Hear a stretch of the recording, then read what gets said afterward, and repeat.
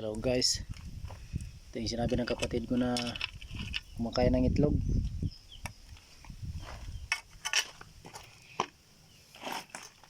Dito yung manok dyan, no? Naglilimlim. May isa daw na nakain na itlog. Ayan, no?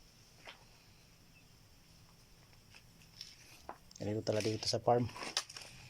Marami mga kaibigang sumasalakay. Malaki. Tapon natin sa kwan. Malayo. Para hindi mangamoy. Oras natin. Sobra alas 4 na. Mainit pa rin. Ganito talaga. Diyan ka. Kaya na lang guys. Thank you.